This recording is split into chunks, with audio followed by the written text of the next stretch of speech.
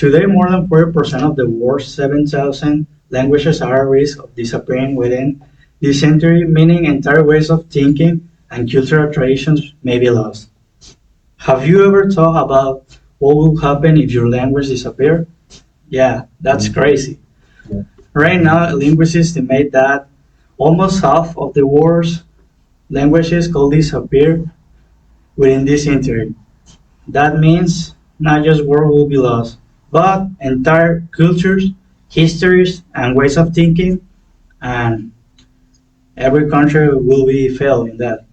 My purpose today is to inform you about how language influences culture and identity, and why losing a language can have a serious cultural consequences. I have personally become interested in this topic through studying how language connects to culture in each school and through researching how languages explain the relationship between language and the identity of each person. My main idea is that language is core part of a culture and identity because it shapes how people think, how they communicate, how they preserve their traditions, and every single person have culture. I mean, it's really important. So today I will explain how language shapes culture thinking, how it influences identity, and what happens when language are lost. So my first main topic is that language shapes how people think and view the world. Language is not just a way to communicate, it also influences how people interpret reality.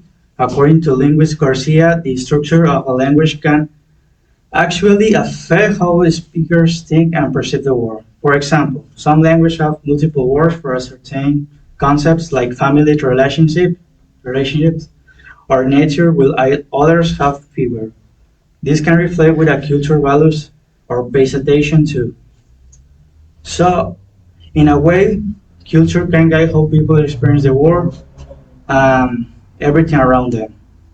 So, the second main topic is about how language plays a major role in identity.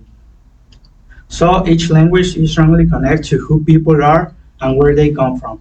According to researcher Joshua Fishman, language is one of the stronger markers of culture and ethnicity identity.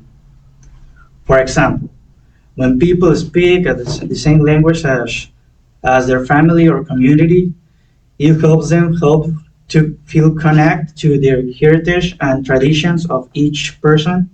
Even in family, language often becomes a way to maintain cultural identity across generations, especially through conversations at home.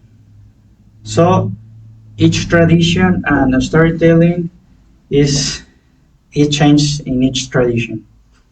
So language is not communication; it's also belonging. And so then I will go with the third one. When language disappears, cultures are deeply affected. When a language dies, it is not just vocabulary, this is lost. So according to UNESCO, many endangered languages contain unique cultural knowledge and oral histories and traditions that are not written down anywhere else. So this means that when a language disappears, an entire part of a culture can disappear too. So with this, research also shows that young generation who do not learn their ancestral language may feel lost connect to their cultural roots, which can weaken cultural identity over time. So language loss affects not just communication but also identity and history. So with this information, I can go with the conclusion is that language is much more than a tool for speaking. It is a key part of a culture and identity. So today explain how language shapes culture thinking, how it influences identity, and what happens when language are lost.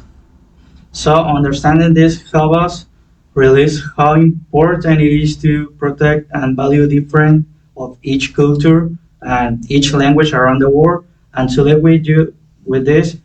Through every time a language disappears, it's not just words; they are gone, but an entire way.